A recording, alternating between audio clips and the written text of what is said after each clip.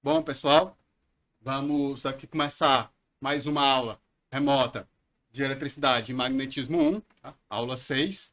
Nessa aula, nós vamos continuar, então, falando sobre o potencial eletrostático, que a gente começou na aula passada. A gente fez o caso coulombiano, né? Ou seja, o potencial gerado por uma carga pontual. Tá? Inclusive, tá? Na aula passada, no final, né, quando eu escrevi o potencial colombiano, ficou escrito com sinal negativo, tá? Ele é positivo. Eu fiz coloquei uma errata lá no vídeo, tá? E dessa vez aqui a gente vai estar usando, né, o potencial colombiano com sinal correto. Tá? Vamos também utilizar e estender esse conceito, né, para distribuições contínuas de carga, assim como a gente fez para o caso do campo elétrico. Com a vantagem, né, que o potencial ele é um escalar, então toda a álgebra fica mais fácil de ser realizada. Então, tá aqui um resumo sobre potencial eletrostático, né? Como a gente viu na aula passada, nós temos para uma carga na origem, tá? Ela gera o potencial coulombiano, que é esse, 1 sobre 4πε0 Q sobre R. Agora sim, com o sinal correto, né? Aqui estava lá na aula passada com um sinal negativo. Essa primeira expressão, ela vale para uma carga situada na origem.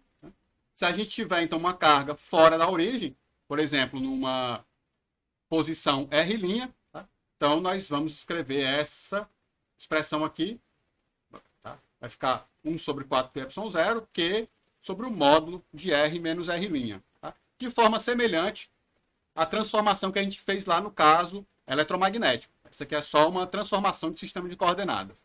Certo? Então, a gente pode, da mesma forma que foi feito no campo elétrico, utilizar o princípio da superposição, já que a teoria é linear, tá certo? A gente pode utilizar ela para obter, tá,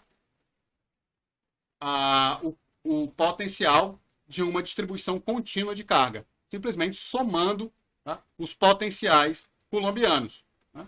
Então, no caso contínuo, né, essa soma vai ser uma integral, tá, e vai ficar dessa forma aqui, o potencial gerado por uma distribuição de carga dQ, né, 1 sobre 4πε0, a integral de dQ sobre módulo de R menos R', está integrado sobre toda a carga. Da mesma forma, tá? Para a gente integrar a carga com relação à posição, né? Tá? Lembrando que esse R' aqui, ele vai indicar aonde está a carga, Q', e a gente tem que integrar sobre tudo isso. Então, para fazer essa integral, a gente precisa utilizar as relações de densidade. Tá? Densidades lineares, superficiais ou volumétricas, da mesma forma lá que a gente estava fazendo no caso do campo elétrico. Mas você vê, então, que essa expressão aqui, ela é uma expressão mais simples do que a expressão do campo elétrico, né? A expressão do campo elétrico, ela tinha termos vetoriais aqui em cima, né? Tá? E aqui, esse módulo aqui embaixo, ele era ao cubo, ok? Então, é um pouco mais simples essa expressão. Tá? E agora, a gente vai fazer exemplos, tá? Para calcular esse potencial eletrostático gerado por distribuições contínuas de carga. Então, vou pegar alguns exemplos que a gente já tinha feito, né? Para o caso do campo elétrico e reavaliar, tá, esses valores, né? Avaliar o potencial agora em vez do campo. Então, o primeiro exemplo, tá, seria o potencial gerado, né, por um disco de raio R, uniformemente carregado, com carga total Q ao longo do eixo aqui. Aquela mesmo desenho, né? Aquela mesma imagem que eu já tinha feito. Tá bom? As identificações também são as mesmas, né? O R, que identifica aonde a gente está estudando o campo, tá? Como a gente está estudando o campo no eixo Z, então ele é um Z na direção K. O R', da mesma forma, ele identifica aonde está a carga está aqui em cima, então ela é um R linha R, chapéu, né? Onde esse R aqui é o R do plano, aqui, ó, especificado, né? Bom, e o elemento de área é aquele elementozinho, tá, de área do disco, que a gente já discutiu isso quando a gente falou um pouco sobre sistemas de coordenadas esféricos, né? No caso do campo elétrico. Então, só copiei aqui as relações R, R' e D', tá? Aqui eu só copiei. E vamos agora aplicar nessa expressão, sabendo que ela é uma superfície. Então, a gente tem que utilizar essa expressão aqui com a densidade superficial de carga. Então, substituindo, né, aqui a expressão do campo, só substituir agora o dQ' por sigma dA', já que é bidimensional. Bom, agora vamos substituir o dA' e R', dR', dθ', tá? Com o R variando de 0 a R grande e o θ variando de 0 a 2π. E aqui embaixo a gente vai ficar com ZK menos R', R chapéu. Quando a gente tirar o módulo isso aqui, vai ficar Z2 mais R' quadrado a meio, né? A raiz disso aqui, tá? Esse procedimento é semelhante lá ao que a gente fez com o caso do campo elétrico, tá? Se você não tiver lembrado, eu vou deixar aqui fixado aqui no card, tá? A aula que a gente faz esse cálculo, ok? Bom, como sigma é constante, ele já veio aqui para fora da integral, 1 sobre 4πε0 também, já estava lá. Bom, aqui a gente pode fazer logo a integral em θ, já que nada mais depende de θ, tá? De 0 a 2π vai dar 2π. E agora a gente tem que fazer agora essa integral aqui, ó, em termos de R'. Para isso, a gente faz uma substituição de variáveis, né? Define U como sendo Z2 mais R' quadrado. Quando a gente calcular o diferencial aqui, vai ter que DU é 2R', dR'. Ora, exatamente ó, aquele termo que a gente tem aqui em cima. Tá? Então, a gente pode substituir. Aqui esse 2π simplifica aqui. Né? Fica sigma sobre 4ε0. Bom, o 4 ficou por causa desse 2, né? Certo? E, ó, 2R', dR' é o DU. Ó, tá? Então, esse 4 aqui ficou aqui embaixo. Tá? Então, ficou DU sobre raiz de U. Ou seja, U a menos meio. Quando a gente integrar, tá? A integral de U a menos meio é 1 meio, é 2 U a meio. Tá? Então, desceu 2, está aqui, simplificou, ficamos com raiz de... Ficamos com U, né? A meio, substituindo quem é o U de novo, ó. Tá? Z2 mais R' quadrado. Agora aplicando os valores de R' em R grande e 0. Quando a gente aplicar, então, a gente vai ficar com, no primeiro termo, Z2 mais R2, a raiz disso aqui, menos, quando a gente botar no 0, a gente vai ficar com raiz de Z2. Raiz de Z2 é o módulo de Z. Né? Se Z for positivo, dá mais Z. Se Z for negativo, dá menos Z. Ok? Bom, e aqui nessa última passagem, eu só voltei aqui para a carga, né? Lembrando que o sigma é a carga dividido pela área. Qual é a área do disco? πr2. Então, ficou a carga dividido por πr2, está aqui, ó. Né? E o 2ε0 já estava lá. Okay? Então, essa aqui é a expressão do potencial elétrico. Tá? Então, eu fiz aqui um gráfico. Opa! Tá. Mas... Ficou aqui um pouco invertido. Tá? Eu fiz aqui o gráfico. Você, em azul aqui, era aquele gráfico que a gente já tinha feito do campo elétrico. Certo? O campo elétrico, ele cai com 1 sobre R. 1 sobre R2, exatamente. Mais ou menos, né? Tá? Aqui, ó. Ele é positivo para Z positivo e negativo para Z negativo. Tá? Esse cálculo a gente já tinha feito. Em vermelho aqui é que nós temos o potencial. Tá? Você vê o potencial ele cai mais lentamente do que o campo, tá? E ele é positivo para Z positivo e também é positivo para Z negativo. Tá? Enquanto que o campo elétrico ele tem uma descontinuidade, ó, né? Ele, por um lado, ele vai para menos 2kq sobre R2 e pelo outro ele vai para 2kq sobre R2. O potencial não. O potencial ele é contínuo. Tá? A parte negativa dele se junta com a parte positiva. Okay? Essa é uma diferença. O potencial ele tende a ser mais contínuo do que o campo elétrico. Certo? Bom, vou voltar aqui um pouquinho, já que a ordem ficou separada. Na hora que eu for subir os slides, eu vou inverter, tá? De novo. Porque esse slide aqui devia estar depois do gráfico. Né? Vou fazer o exemplo 2, tá certo? Que é o plano infinito. Esse resultado a gente vai fazer, tá? A partir desse resultado do disco. Como é que a gente vai fazer? A gente vai fazer R, tá? Muito maior do que Z, ou seja, R tendendo ao infinito, tá? Mas com sigma constante. Então, quando a gente fizer isso, aqui o resultado, tá? Do potencial gerado pelo disco, quando a gente fizer R tendendo ao infinito, tá? Ora, esse Z vai poder ser ignorado na frente desse R, porque o R é muito maior do que Z. Tá certo? Então, a única dependência em Z vai ser esse módulo de Z aqui. Okay? Então, o nosso potencial vai ficar da forma menos sigma sobre 2ε0, módulo de Z, mais uma constante. Certo? Que é essa constante formada por esse R2 aqui, que tende a infinito. Mas é uma constante. Certo?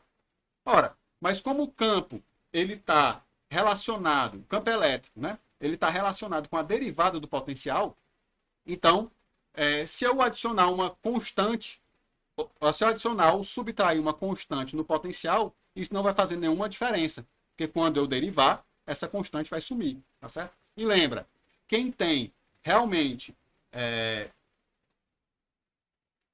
que pode ser observado e medido é o campo elétrico. Tá? Então, o potencial está ali só para ajudar. Certo? Então, ele não tem ele pode variar, tá? Por uma constante. Ele não tem um valor absoluto. Certo? Só o que importa é a variação dele. Tá bom? Então, a gente pode fazer, nesse caso, essa constante C0.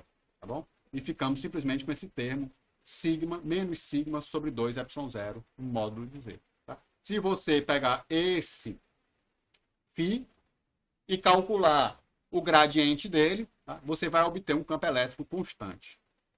Certo? Bom, o terceiro exemplo que eu queria fazer aqui, tá? É da casca esférica, uniformemente carregada. Tá?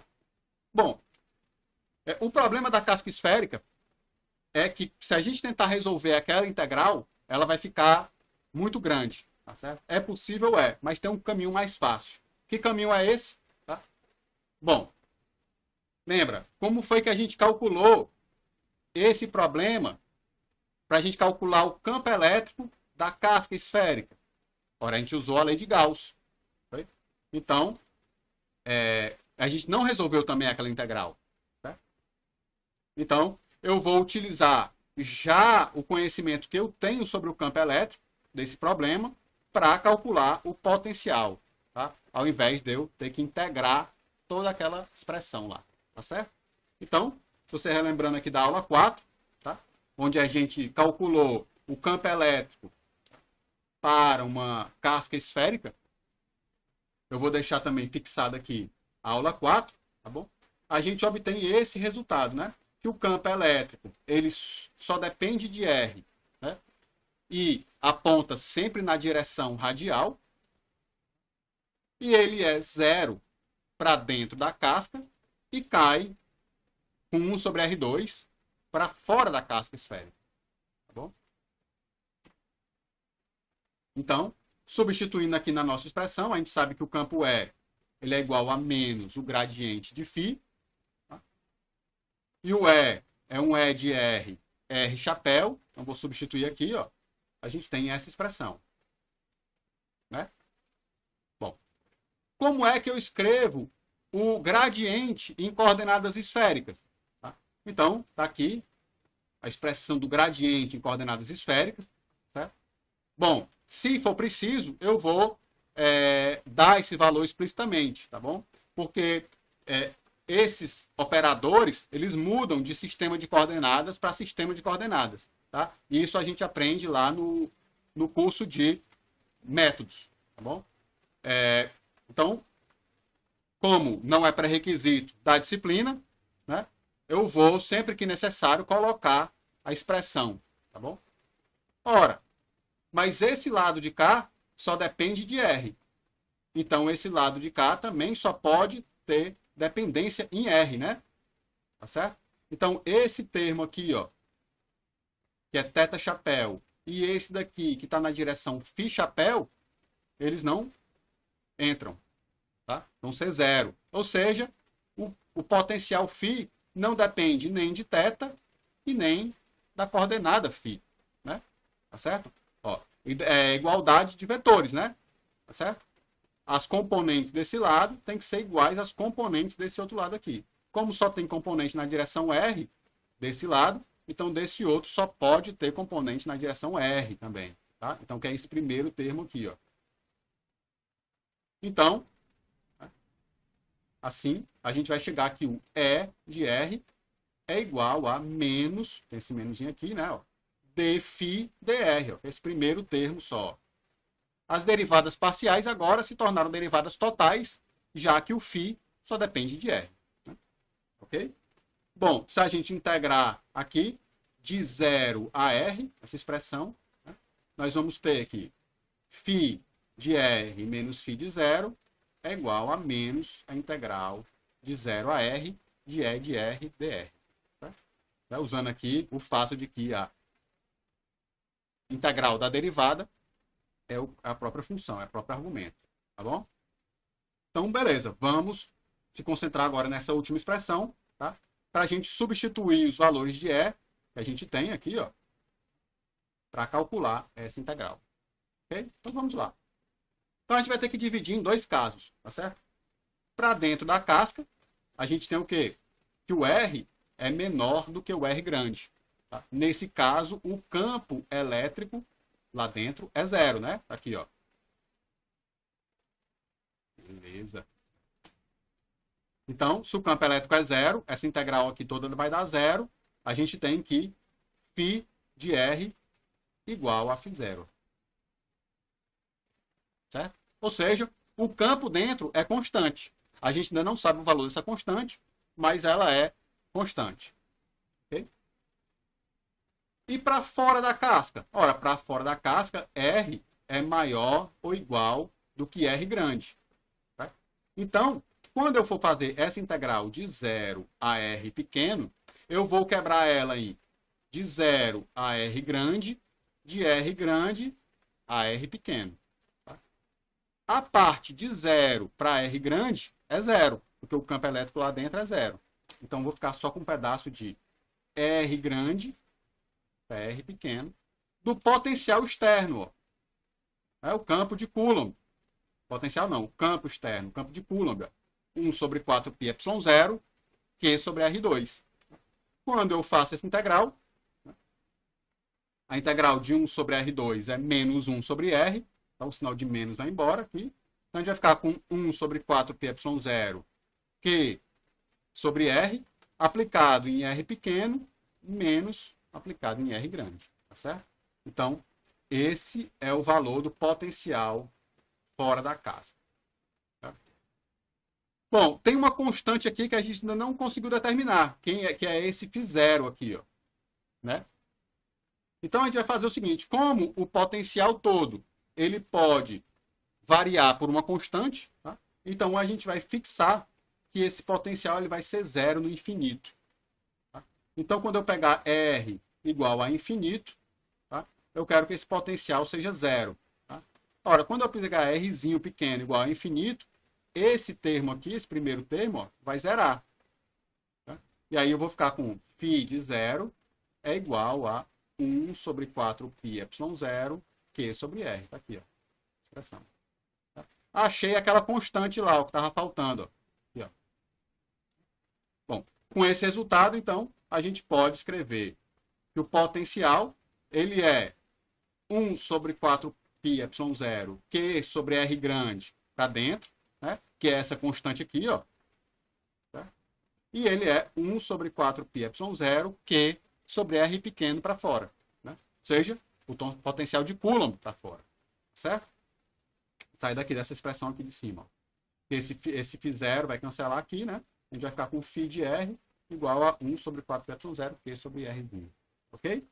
Bom, então também eu fiz aqui um gráfico, tá? Para comparar o comportamento do potencial e o comportamento do campo elétrico. Tá? Então, está aqui, ó.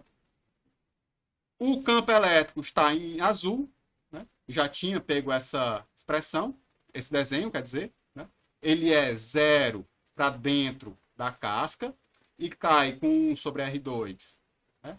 Fora da casca, enquanto que o potencial ele é constante dentro da casca e cai com 1 sobre R para fora da casca. Tá?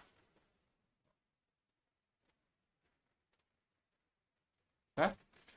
Você, de novo, né? Aquela questão da continuidade. Você vê aqui que o potencial ele é contínuo. A parte de fora ela encosta na de dentro. Tá? Enquanto que o campo, não. Né? O campo tem uma descontinuidade. Ó. Ele é 0 dentro e dá um salto e começa a cair. Tá certo? Então, esse comportamento do campo elétrico, tá certo? Ele é recorrente, né? Geralmente o campo elétrico ele é contínuo, tá certo? Enquanto que o campo elétrico não. Tá? O potencial ele tende a ser mais contínuo e mais suave, enquanto que o campo tende a cair mais rápido e ter essas descontinuidades abruptas, certo? Bom, esse aqui foi só um exemplo, né? Para a gente ver os procedimentos de cálculo aqui, tá? De como se calcula os potenciais nesses casos, né? Em 2 casos aqui, simplesmente para ilustrar, porque não adianta ficar também fazendo todos aqueles casos que a gente fez. Né? E vou deixar aqui como exercício, tá? Para vocês calcular o potencial, tá? De uma esfera maciça uniformemente carregada. Tá? Você pode fazer esse cálculo da mesma forma que eu fiz aqui para a casca. Né? Ó, tá? Você vai lá pegar o campo elétrico para uma esfera maciça, tá? E repetir o mesmo procedimento que eu fiz aqui. Ó. Tá certo? Lá, já uma dica, né?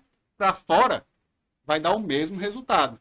Já que o campo elétrico, tá? Fora da casca esférica ou fora de uma esfera maciça é o mesmo, é o potencial de Coulomb. Tá? O que vai ter uma modificação é aqui na parte de dentro. Tá? Para a casca esférica, o potencial ele é constante dentro, né? E para a esfera maciça, né? Ele já não vai ser mais constante aqui dentro. Mas, ainda assim, vai ser contínuo. Tá ok? Então, vou deixar esse exercício para vocês. Depois a gente volta aí com a resposta desse exercício. Tá ok, pessoal? Então, essa foi uma aula para a gente aprender como se calcula, tá? O potencial elétrico para distribuições contínuas de carga, né? E fizemos aqui alguns exemplos, tá? Para ilustrar, né? O comportamento do potencial. Tá ok, pessoal? Então, essa aula eu vou encerrando por aqui. Até a próxima.